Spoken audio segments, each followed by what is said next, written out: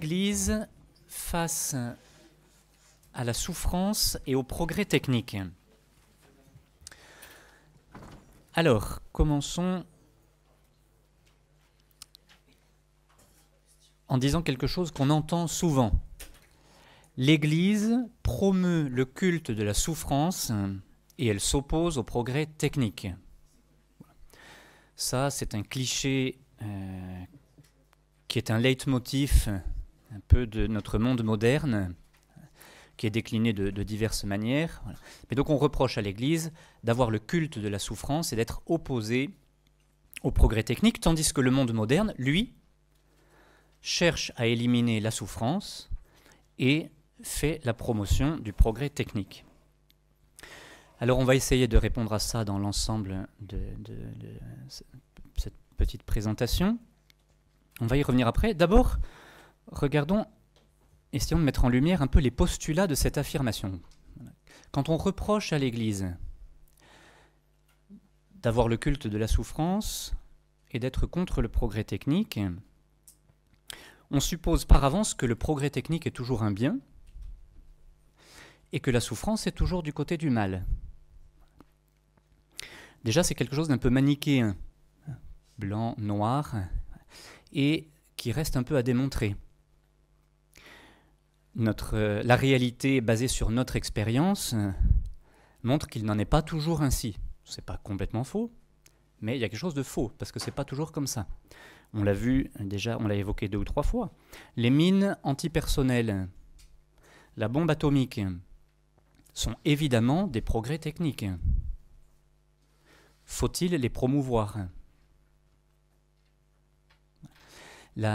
Une des valeurs phares de la modernité, c'est la solidarité, dont on nous parle beaucoup. Qu'est-ce que c'est la solidarité ? C'est, pour ainsi dire, toujours une réponse à une situation de souffrance. Alors, faut-il supprimer la souffrance, donc en même temps la solidarité ? Faut-il supprimer toute souffrance ?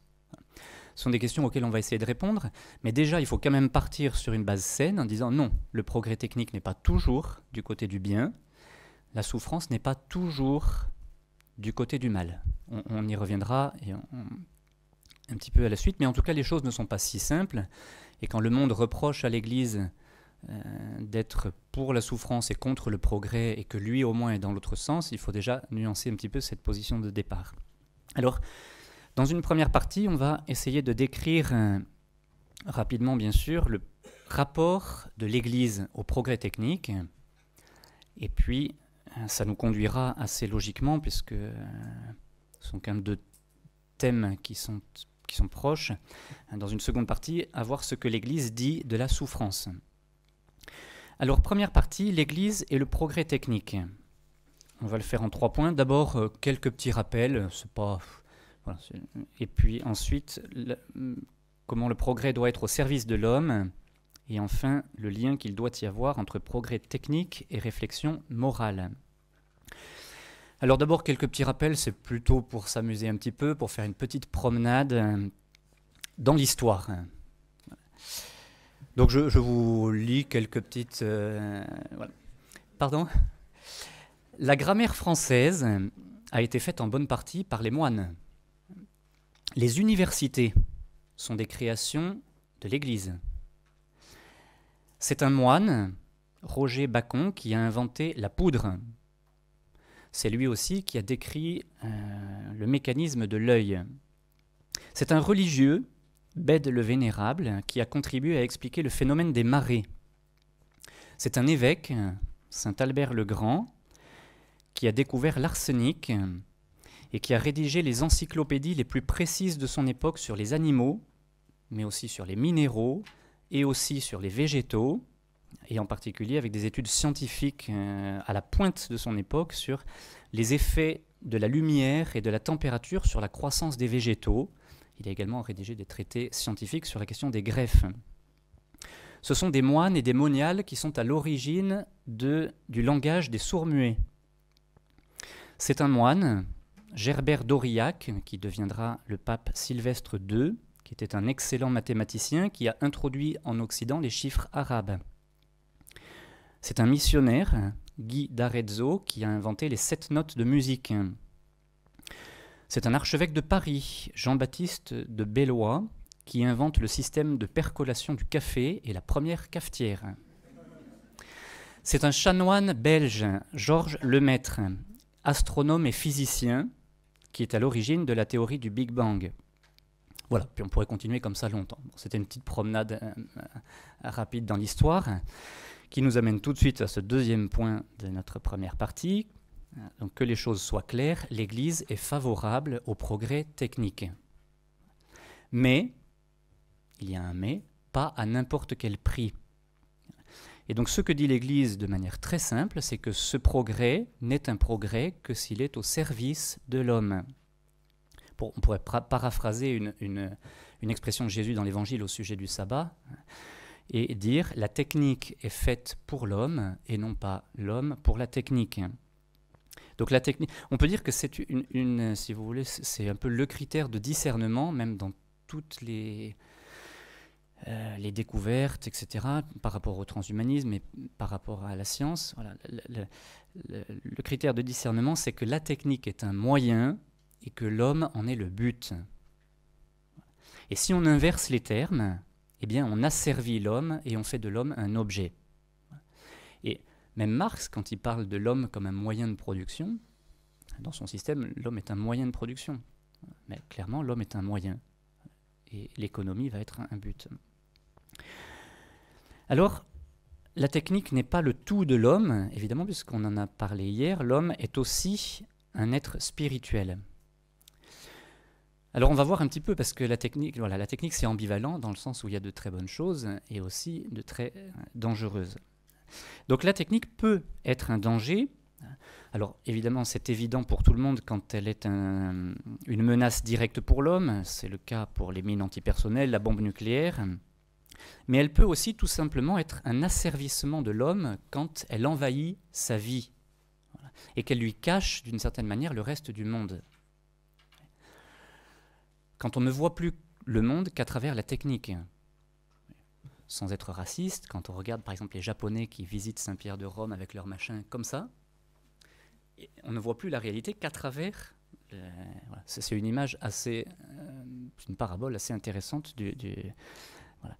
Quand la technique devient l'unique grille de lecture du monde qui nous entoure, eh bien, elle devient un danger pour l'homme parce qu'elle fait un écran entre... Elle met un écran, c'est au sens au propre du terme, parfois, littéral, un écran entre nous et la réalité. Et c'est quelque chose qui se vérifie dans notre monde moderne, dans la vie courante, dans notre manière scientifique ou mesurable d'interpréter toute chose. Antoine de Saint-Exupéry avait montré ça avec beaucoup de finesse dans Le Petit Prince. Je vous en lis un petit extrait. Les grandes personnes aiment les chiffres. Quand vous leur parlez d'un nouvel ami, elles ne vous questionnent jamais sur l'essentiel. Elles ne vous disent jamais quel est le son de sa voix, quels sont les jeux qu'il préfère, est-ce qu'il collectionne les papillons. Elles vous demandent quel âge a-t-il, combien a-t-il de frères, combien pèse-t-il, combien gagne son père. Alors seulement elles croient le connaître. Si vous dites aux grandes personnes « J'ai vu une belle maison en briques roses avec des géraniums aux fenêtres et des colombes sur le toit », elles ne parviennent pas à s'imaginer cette maison. Il faut leur dire « J'ai vu une maison de 100 000 francs », alors elles s'écrient « Comme c'est joli !» Ainsi, si vous leur dites la preuve que le Petit Prince a existé, c'est qu'il était ravissant, qu'il riait et qu'il voulait un mouton. Quand on veut un mouton, c'est la preuve qu'on existe. Elles hausseront les épaules et vous traiteront d'enfant. Mais si vous leur dites la planète d'où il venait est l'astéroïde B612, alors elles seront convaincues et elles vous laisseront tranquille avec leurs questions. Voilà, c'est un petit assez savoureux qui montre un petit peu quand même qu'il y a quelque chose de très réel un peu dans notre vie, bourré de chiffres, etc., et qui nous masque un peu parfois l'accès à la beauté des choses. Bon, inutile de s'étendre non plus, parce que c'est un lieu commun sur l'individualisme que peut générer la technique. en nous plongeant dans le virtuel et en absorbant l'esprit loin de ceux qui nous entourent. Il y a quelque temps, une petite fille d'une dizaine d'années m'a dit comme elle était triste parce qu'elle s'entendait comme très très très bien avec sa sœur de 12 ans, avec 2 ans d'écart, ils faisaient tout ensemble, etc. Puis elle m'a dit, pour ses 12 ans, mes parents lui ont offert un portable et depuis, on ne se parle plus parce qu'elle est toujours dessus. Voilà. Bon, évidemment, c'est des exemples qu'on pourrait multiplier. Alors c'est un fait que la technique prend une emprise croissante sur notre société et cette emprise n'est pas sans influence spirituelle et religieuse. Le cardinal Ratzinger disait « Cette civilisation technologique n'est pas neutre du point de vue religieux et moral, même si elle s'imagine l'être. Elle change les normes et les modes de comportement. Elle change la compréhension du monde dans ses jugements. L'apparition de ces nouvelles virtualités de l'existence est un tremblement de terre qui ébranle le paysage spirituel jusque dans ses fondations. » Alors il faut souligner que le progrès technique, par définition, est seulement matériel. Donc en tant que tel, il ne peut pas prendre en considération l'ensemble de la personne humaine qui est corps et âme. Et donc si le progrès technique devient la seule manière d'appréhender la vie, eh bien il va être déshumanisant, parce qu'il ne prend en compte qu'une des dimensions de la personne humaine que nous sommes. En 2013, Benoît XVI avait répondu à un mathématicien italien, le professeur Odifredi, qui lui avait envoyé une lettre pour répondre à plusieurs de ses livres. Et le professeur Odifredi était très surpris un matin de trouver dans sa boîte aux lettres une lettre de 11 pages du pape Benoît XVI, qui avait renoncé depuis quelques mois à son ministère pétrinien, et qui répondait à ses objections. Parce que le professeur Odifredi avait dit dans sa lettre, dans son livre adressé à Benoît XVI, en parlant, lui, que sa religion, c'était les mathématiques. On en avait, frère Benoît l'a évoqué un peu le premier jour, parce que ça au moins c'est une science sûre. Alors je vous cite quelques lignes simplement. Je voudrais surtout, dit Benoît XVI au professeur Odifredi, vous faire remarquer que dans votre religion des mathématiques, 3 thèmes fondamentaux de l'existence humaine ne sont pas considérés: la liberté, l'amour et le mal.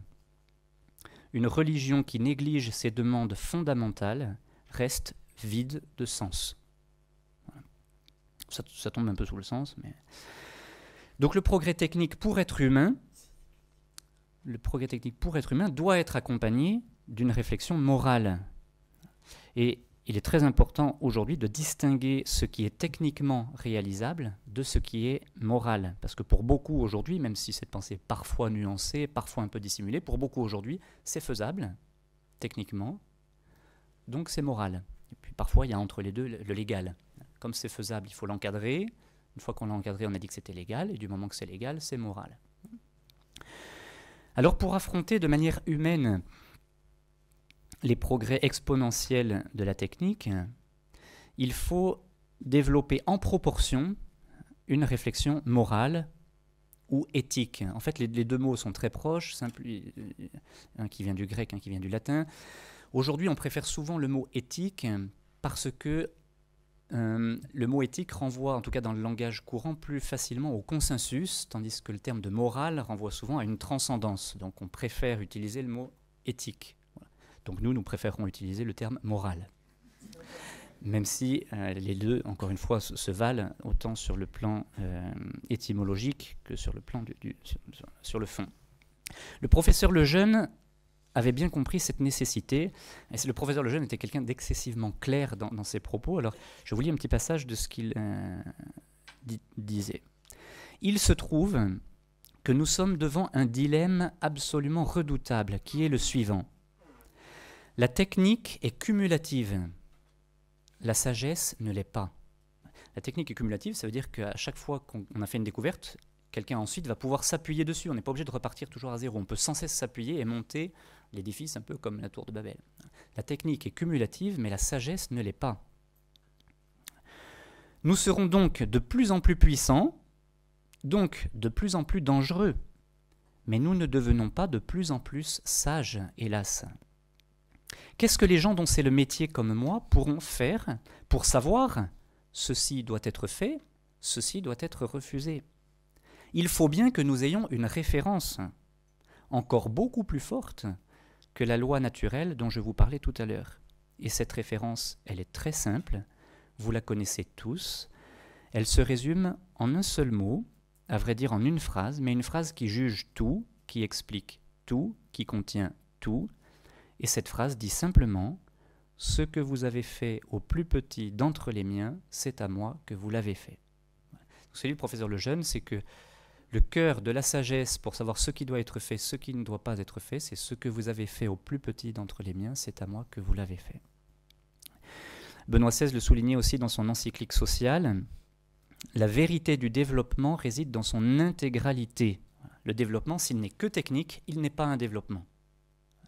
Il faut qu'il concerne tout l'homme, c'est-à-dire dans toutes ses dimensions, et tout homme, qu'on n'exclut pas certains, avec ceux qui sauront. Et dans le transhumanisme, ces deux dimensions sont mises à mal. Parce qu'on ne prend qu'une des dimensions de l'homme, son corps, et on oublie l'âme. Et qu'on privilégie certains hommes, et d'autres serviront de matériaux pour guérir les uns, etc. Donc ça, ce n'est pas le développement de tout l'homme et de tout homme. Il n'est pas suffisant de progresser du seul point de vue économique et technologique. Il faut que le développement soit vrai et intégral. Voilà. Et dans son encyclique sur l'espérance, il résumait en disant « Ce n'est pas la science qui rachète l'homme, l'homme est racheté par l'amour. » Alors on entend souvent dire, au contraire de cela, que la morale, la dimension morale, en particulier que rappelle l'Église, est un frein au progrès, est un frein à la recherche, est un frein à la science. Alors c'est faux. C'est faux. D'une part à cause de ce qu'on vient de dire, parce que si on ne prend pas l'homme dans toutes ses dimensions, on peut arriver à des progrès qui sont en réalité des dangers pour l'homme, même s'ils sont des progrès sur le plan technologique. Mais même quand on respecte l'homme dans son intégralité et dans sa dignité, eh bien on peut faire aussi des progrès scientifiques plus importants que ceux que l'on aurait fait quand on méprise l'homme. Il y a eu un très bel exemple il y a quelques années. Il s'agit du prix Nobel de médecine qui a été donné en 2012 au professeur japonais Yamanaka et à son collègue britannique John Gurdon pour leur découverte sur les cellules souches. Le comité Nobel dit que leurs découvertes ont révolutionné notre compréhension sur la manière dont les cellules et les organismes se développent. Alors ce qui est intéressant, c'est que le professeur Yamanaka n'est pas chrétien. Et pourquoi a-t-il développé sa recherche sur les cellules souches? C'est lui qui le raconte. Il a visité un jour une clinique et il a vu, excusez-moi, mais il a vu dans le lavabo un embryon. Parce que les cellules souches, c'est une alternative aux recherches sur les embryons. Aujourd'hui, on met pratiquement tout l'argent sur les recherches, plutôt sur les embryons. Et il dit lui-même, je le cite, « Lorsque j'ai vu cet embryon, j'ai soudain réalisé qu'il y avait si peu de différence entre lui et mes filles. Je me suis dit qu'on ne pouvait pas continuer à détruire des embryons pour nos recherches. Il devait y avoir un autre moyen. » Il faut savoir que le professeur Yamanaka avait été invité en 2006 par le Vatican pour, lors du premier congrès international sur l'avenir des thérapies avec les cellules souches, qui avait été organisé par l'Académie pontificale pour la vie. Et donc le Vatican a tout de suite vu l'importance de ces cellules souches sur lesquelles ils vont faire des découvertes très importantes qui révolutionnent les recherches. C'est le comité Nobel qui le dit de médecine. Et voilà, cette découverte a été permise parce que ce professeur, qui encore une fois n'est pas chrétien, a compris avec sa raison qu'on ne pouvait pas aller dans ce sens-là, qu'il y avait une morale, et c'est en référence à ces principes moraux qu'il a découvert dans sa raison que je dirais qu'il a ouvert un champ de recherche beaucoup plus important que... Alors la technique, un petit lien pour terminer sur notre première partie, la technique est souvent envisagée de manière positive comme un palliatif à la souffrance. Grâce à la technique, on va pouvoir diminuer la souffrance. Et cette vision est juste. Parce que si Dieu nous a donné une intelligence, c'est pour qu'on s'en serve. Et donc il est normal qu'on se serve de notre intelligence et qu'on développe dans la limite de ce qui est moral, la technique pour diminuer la souffrance, pour soulager la douleur. Alors, bien sûr, il faut souligner là aussi certaines limites. Petit exemple assez basique dans notre expérience.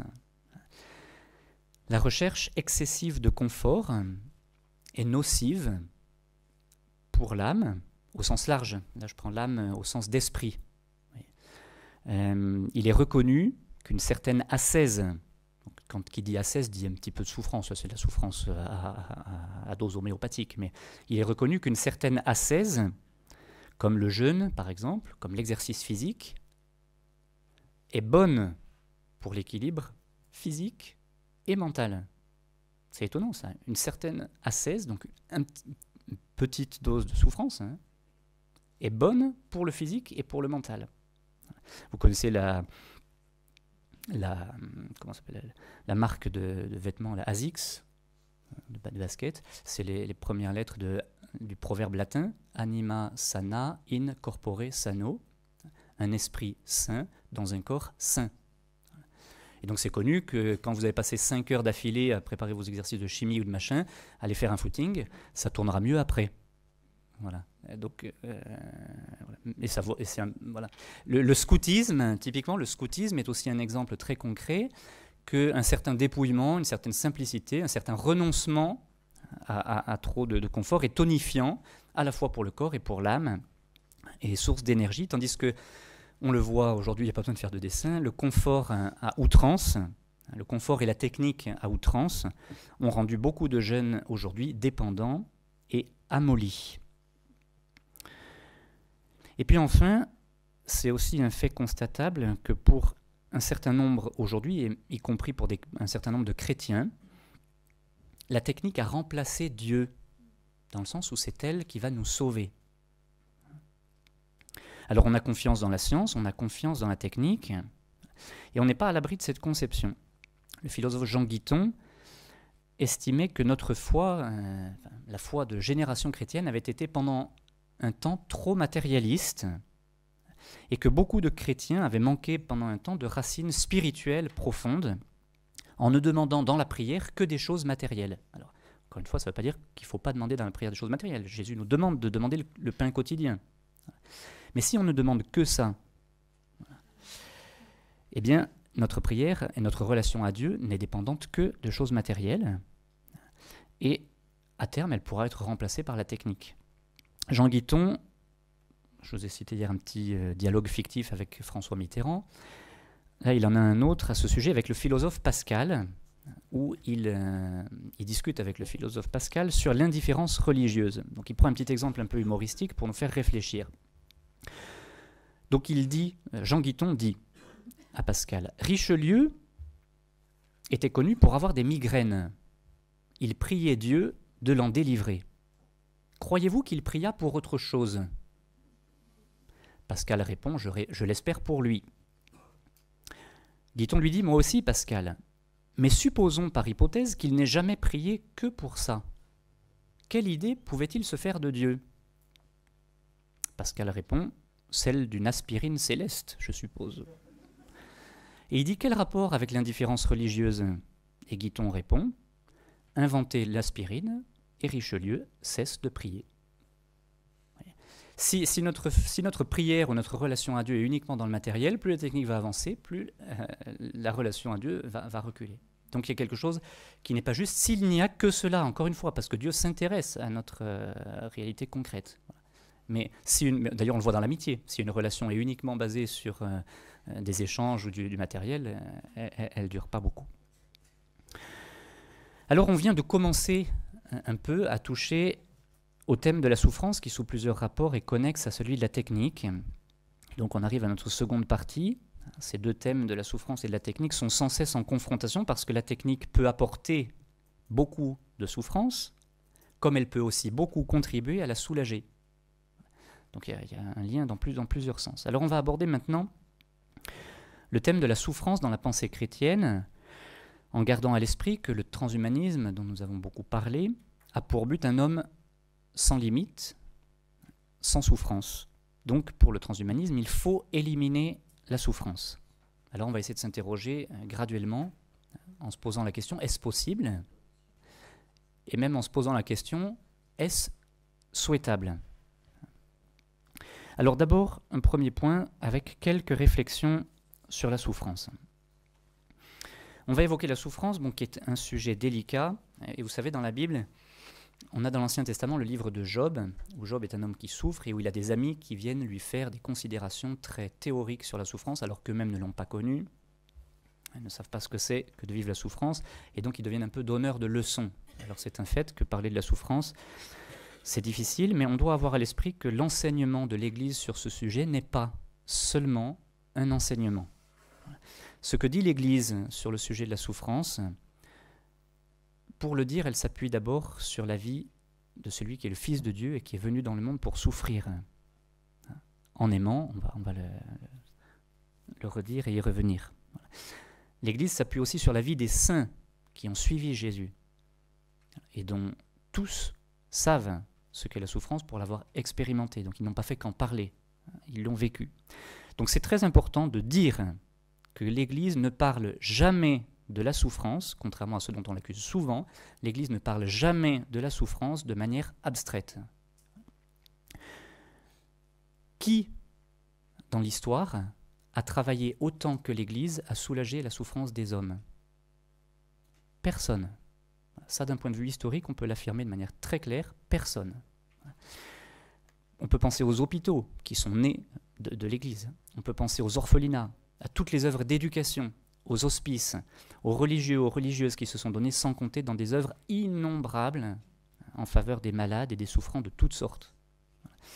On accuse parfois aujourd'hui l'Église à cause de ses positions sur le sida. Je lisais il n'y a pas longtemps que c'est l'Église catholique qui tient plus de 25% des œuvres pour le soin des malades atteints du sida dans le monde. Quelle association qui critique l'Église sur ses positions peut en dire autant? Aucune.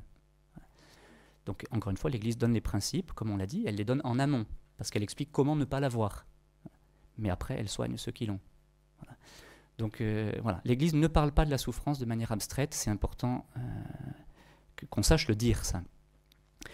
Alors, on vient d'évoquer la technique. On poursuit un petit peu, tout en s'avançant dans le thème de la souffrance. Bien sûr, la technique peut contribuer à diminuer la souffrance. Non seulement la douleur physique, par les médicaments, par les opérations, les greffes. Bon, le niveau des opérations, c'est absolument extraordinaire ce qu'on peut faire aujourd'hui.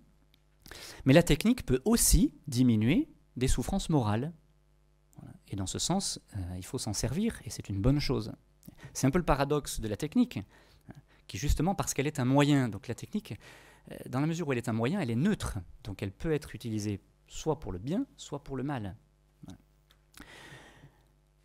Donc la technique peut beaucoup isoler quand la dimension humaine n'est pas suffisamment prise en compte. On l'a évoqué plus haut avec les portables, tout ça. Mais quand elle est mise au service de l'homme, elle peut aussi, paradoxalement, diminuer l'isolement. C'est un chrétien, il y a eu il y a quelques temps dans un magazine, c'est un chrétien qui a fondé il y a quelques temps, qui a eu l'idée, vous savez, de Familéo. Ça vous dit quelque chose ? C'est un truc qu'a eu ma grand-mère.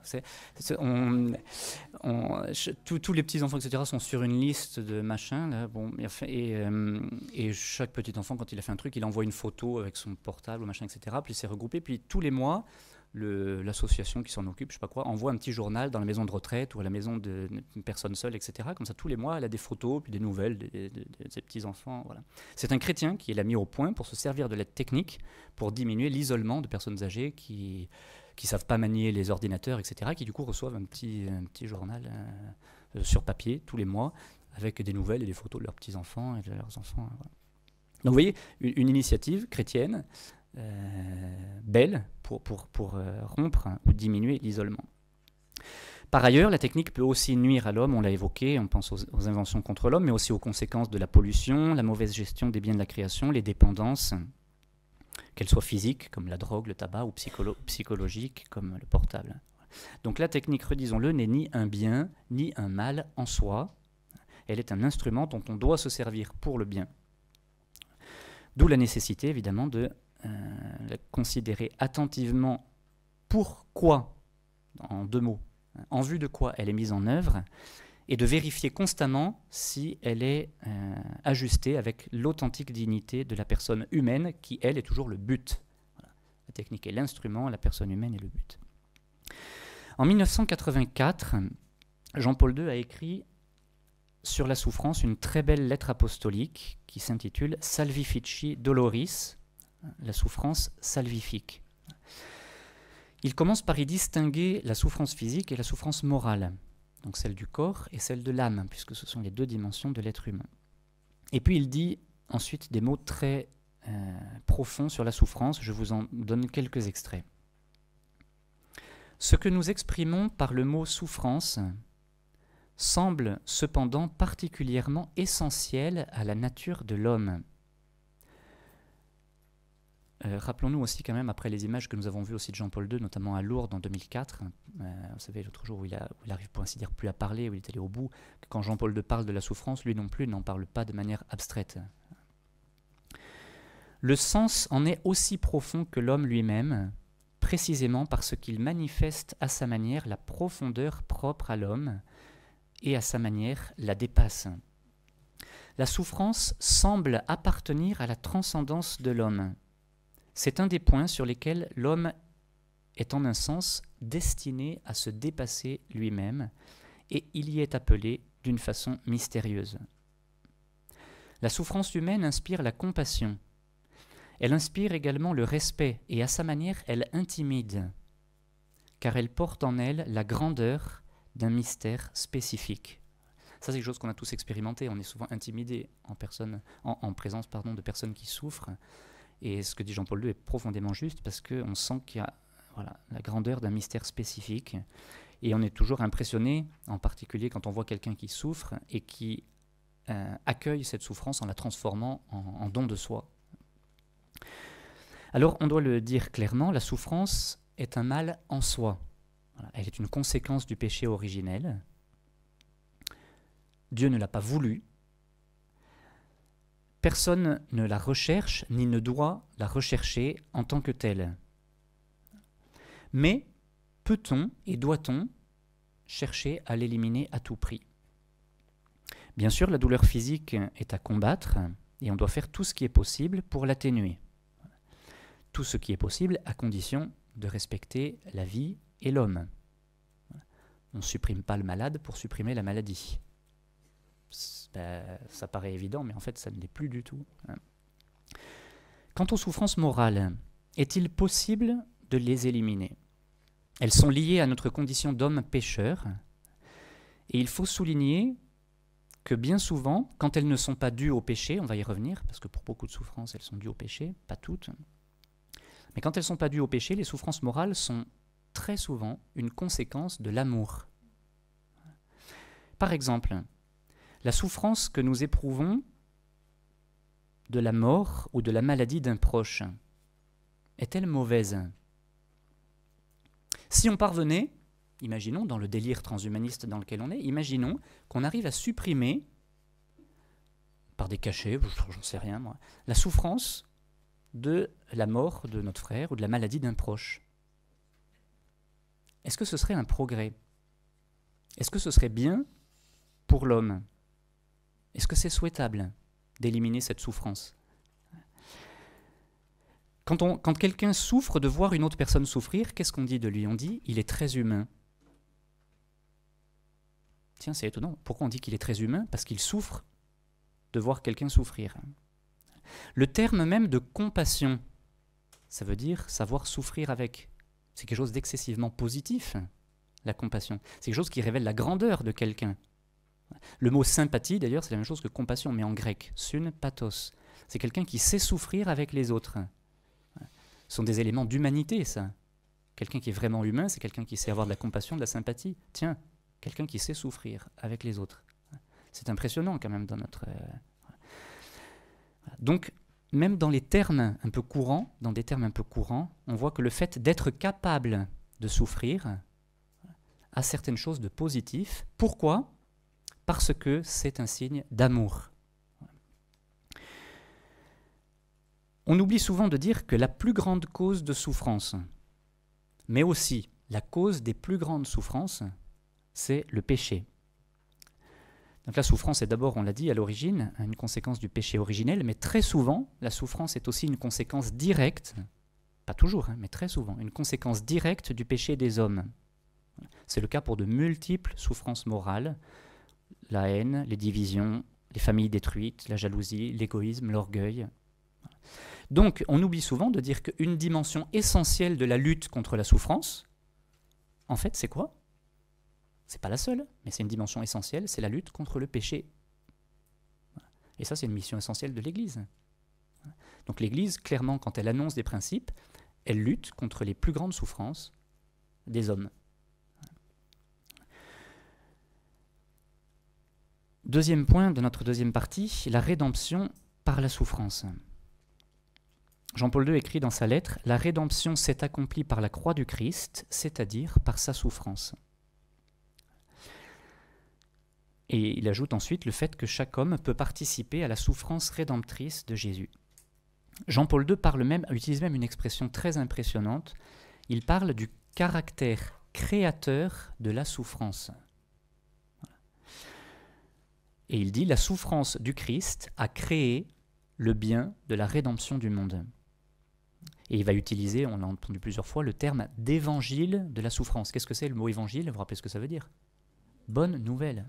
C'est très impressionnant ça aussi. Donc Jean-Paul II parle de la bonne nouvelle de la souffrance. Comment est-ce possible ? D'abord, il commence par dire, et ça il faut le dire, que la souffrance est un combat et que ce combat est légitime. Voilà. Et Jean-Paul II dit, chaque personne entre presque toujours dans la souffrance avec une protestation tout à fait humaine en se posant la question « Pourquoi ?» Et ça, Jésus lui-même l'a fait sur la croix. Donc, on ne reproche jamais à quelqu'un qui souffre de demander à Dieu « Pourquoi ?» Chacun se demande, dit Jean-Paul II, quel est le sens de la souffrance et cherche une réponse à cette question au plan humain. Il adresse cette interrogation à Dieu et aussi au Christ. Bon, je suis obligé d'avancer un peu. Le Christ ne répond ni directement, ni de manière abstraite. C'est-à-dire que ce n'est pas une réponse mathématique, ce n'est pas une réponse évidente, mais ce n'est pas non plus une réponse abstraite, parce qu'il répond de la croix à cette interrogation sur le sens de la souffrance. L'homme entend sa réponse salvifique au fur et à mesure qu'il devient participant des souffrances du Christ. La réponse qui vient ainsi dans cette participation est à son tour quelque chose de plus que la simple réponse abstraite à la question sur le sens de la souffrance. Cette réponse est avant tout un appel, elle est une vocation. Le Christ n'explique pas abstraitement les raisons de la souffrance, mais avant tout il dit « Suis-moi ». Viens. Alors une question qui est quand même réelle, pourquoi est-ce que c'est par la souffrance que nous avons été sauvés ? Pourquoi pas autrement ? Pourquoi faut-il, puisqu'on a dit que la souffrance était un mal depuis le péché originel, pourquoi est-ce que c'est par la souffrance que nous avons été sauvés ? Alors un élément de réponse très touchant, et qui là aussi vient du vécu, peut être trouvé dans les paroles de Mère Marie-Augusta, qui a fondé la communauté avec le Père, dans son chemin de croix. Elle écrit « La souffrance est bien ce qu'il y a de plus contraire à la nature.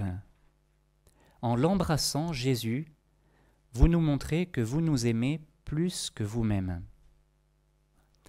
Autrement dit, en quelque sorte, la souffrance est en quelque sorte le lieu où se révèle le plus grand amour, justement parce que c'est ce qu'il y a de plus contraire à notre nature.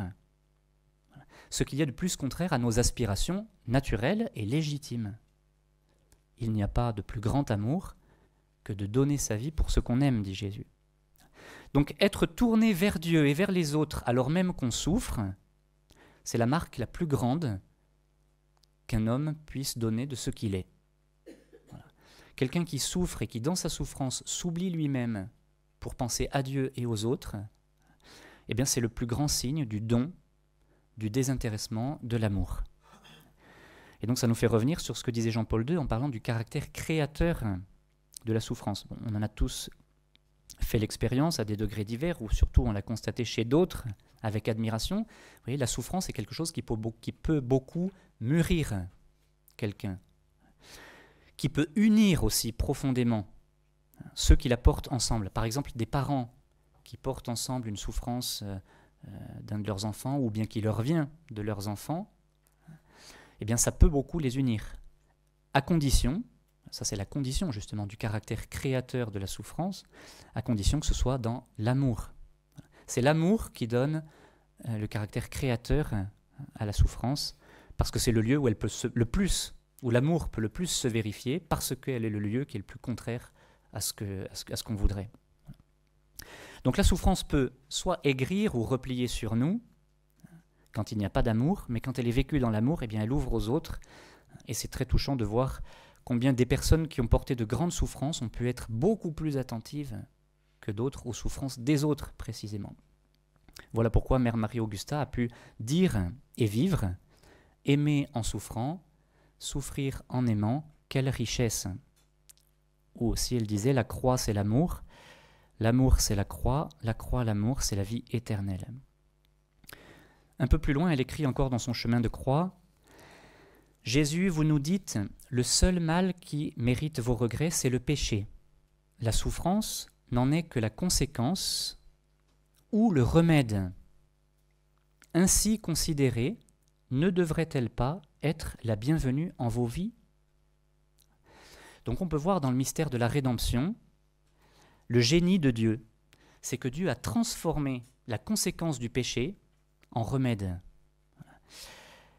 La rédemption, c'est une manière de vaincre l'ennemi précisément par les armes qu'il a utilisées pour nous vaincre. Les hymnes du Vendredi Saint le disent, il y a une très belle hymne latine du Vendredi Saint. On dit c'est du bois qu'est venue la malédiction et le péché, à cause de l'arbre de la connaissance du bien et du mal. Eh bien c'est du bois, de la croix, que vient le salut, la rédemption. Donc, voilà, je vous lis ce passage de l'hymne. Le Créateur choisit lui-même un arbre pour réparer la malédiction de l'arbre. Et cette œuvre de salut, l'ordre divin l'exigeait pour vaincre par la ruse multiforme du malin et porter le remède d'où venait la blessure.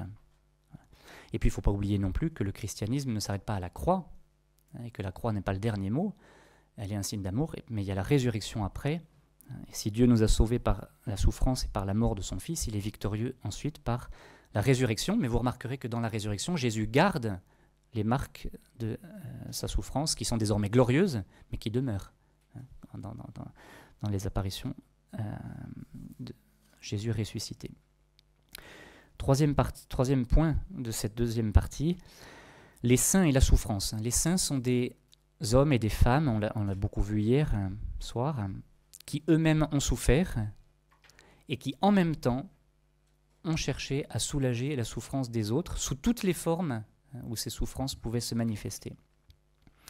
Benoît XVI avait évoqué la souffrance de la Vierge Marie au pied de la croix dans son homélie à Lourdes, en disant « Il est possible, comme pour son fils Jésus, de dire que cette souffrance l'a conduite elle aussi à sa perfection. » Et puis ensuite il parle de ces larmes de la Vierge Marie qui se sont transformées aujourd'hui en un sourire qui en fait l'exemple même de la compassion. Bon, on pourrait évoquer de très nombreux saints, j'en mentionne seulement quelques-uns très rapidement. Saint Vincent de Paul, qui est à l'origine de si nombreuses œuvres de charité et qui a passé sa vie à soulager des misères matérielles et morales de son temps.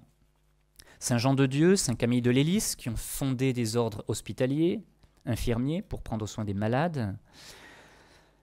Mère Teresa, elle-même souffrait de tourments intérieurs terribles. Vous savez, c'est cette nuit de la foi qu'elle a vécue pendant plus de 50 ans et qui n'a pas cessé de soulager les souffrances des autres et de penser seulement aux souffrances des autres. Une petite anecdote, un jour où un journaliste américain la voyait faire un pansement répugnant, le journaliste américain lui dit « Mère Teresa, pour $1 million, je ne ferai pas ce que vous faites. » Et elle lui a répondu « Moi non plus, pour $1 million, je ne le ferai pas. Mais pour l'amour de Jésus, oui. » Donc voilà, elle non plus, elle le faisait pour l'amour de Jésus. Bon, on peut penser à Marthe Robin, qui était dans son lit, clouée avec cette paralysie totale, et qui ne pensait qu'aux autres, en les recevant, en faisant confectionner des colis pour les prisonniers et les malades, alors qu'elle-même revivait la passion toutes les semaines. On peut mentionner le Padre Pio, dont on fête les 50 ans de la mort, Lui aussi souffrait physiquement et moralement l'union à la passion de Jésus, avec ses stigmates, entre autres. Des persécutions terribles aussi au niveau moral, qui lui sont venues de sa communauté. C'est qu'il était empêché pendant plusieurs années, condamné injustement à ne plus célébrer la messe en public, ni les sacrements, à cause d'accusations injustes. Mais il se souciait de la souffrance des autres, et il a fondé notamment la Maison du Soulagement de la Souffrance, qui est un hôpital excessivement perfectionné, qui a combien 12 000 lits. Il y en a qui sont allés il n'y a pas longtemps, quelque chose comme ça. Pas dire de bêtises, je crois que c'est de cet ordre-là. Point d'interrogation, il demeure. Et puis on peut terminer par le témoignage donné par Jean-Paul II, qu'on appelait l'athlète de Dieu, et qui effectivement avait a donné sa vie. Je raccourcis un petit peu parce que voilà, et Benoît XVI l'avait donné comme exemple à des malades et des personnes âgées, en disant « La gaieté et la patience avec lesquelles il affronta ces derniers jours furent un exemple remarquable et émouvant pour nous tous qui avons apporté le poids de nombreuses années. » Alors pour conclure, rappelons ce qu'on disait au début, ce cliché un peu aberrant. L'Église promeut le culte de la souffrance et s'oppose au progrès technique. Évidemment, c'est quelque chose d'absolument faux. Et c'est le contraire qui est vrai. L'Église, à la suite de Jésus, soulage la souffrance et elle lui donne un sens quand elle ne peut pas être éliminée. Parce qu'il ne faut pas chercher toujours à l'éliminer. Quant à la technique, eh bien, l'Église la promeut vraiment, au sens propre du terme, c'est-à-dire d'une manière vraie. C'est-à-dire que l'Église promeut la technique, mais en l'orientant vers le service de l'homme pour que celui-ci reste libre et qu'il ne soit pas avili en étant rabaissé au rang d'un moyen. Donc la plus grande force, disait Benoît XVI dans son encyclique sociale, la plus grande force au service du développement, c'est un humanisme chrétien. Voilà, l'ouverture à Dieu et l'ouverture aux autres. Et il ajoutait que la fermeture idéologique à Dieu et l'athéisme de l'indifférence qui oublie le Créateur et risque d'oublier aussi les valeurs humaines se présentent aujourd'hui parmi les plus grands obstacles au développement. C'est osé ça, de dire ça. L'athéisme qui oublie Dieu et qui est indifférent aux autres se présente aujourd'hui comme le plus grand obstacle au développement. L'humanisme qui exclut Dieu est un humanisme inhumain. Voilà. Alors on termine par un petit extrait d'une homélie qu'il avait donnée en 1997. Il était cardinal pour une ordination sacerdotale qui avait eu lieu un 15 septembre pour la fête de Notre-Dame des Douleurs en Allemagne. Il ordonnait un moine. Et je termine par ce petit texte qui est plutôt une méditation d'un certain côté. Nous avons trop souvent prêté attention à des idéologies qui nous disaient « Le christianisme se trompe complètement avec son discours sur la croix. Il cherche à apaiser les hommes et à les calmer pour qu'ils ne se révoltent pas. On ne doit pas accepter la souffrance, mais l'éliminer, nous disent ces idéologies. Cela sonne bien. Mais si nous jetons un regard en arrière, sur le champ de ruines laissé par la souffrance soi-disant éliminée, nous voyons quel orgueil stupide réside en de telles affirmations. Celui qui veut éliminer la souffrance doit d'abord éliminer l'amour. Car l'amour implique les transformations fécondes causées par la souffrance, sans lesquelles ne peut exister, pour ainsi dire, l'alchimie de notre cœur, ce processus par lequel nous sommes attirés dans l'amour de Dieu et tirés hors de nous-mêmes. Pour sortir de soi, nécessairement, il y a un peu de souffrance, parce que c'est pas... Donc pour sortir de soi et pour faire des choses belles pour les autres, forcément, il y a un peu de souffrance. Non, nous ne pouvons pas éliminer la souffrance. Nous voyons combien dans cette folle tentative, nous sommes presque parvenus à détruire l'amour, à le présenter comme une chose insensée parce qu'il rendrait l'homme dépendant. C'est vrai, l'amour, ça nous rend dépendants souvent. Un tel orgueil n'élève pas l'homme, mais le tire vers le bas, au-dessous de sa propre dignité, vers une froideur sans âme. Nous avons besoin du chemin que le crucifié nous indique, la communion avec lui, avec sa douleur. C'est seulement dans un processus où la souffrance du monde est attirée dans sa compassion divine, dans son corps, dans le cadre de son amour, qu'advient la transformation qui guérit le monde, qu'advient la rédemption de l'homme. depuis toujours, l'Église donne la bénédiction avec le signe de la croix. Quelque chose de très impressionnant, ça. L'Église bénit, c'est-à-dire dit du bien, par le signe de la croix, qui est un signe de souffrance. Car depuis le Christ, la croix est devenue la marque de l'amour. Par son signe de bénédiction, l'Église nous dit où est la source de toute bénédiction, de toute transformation et de toute fécondité.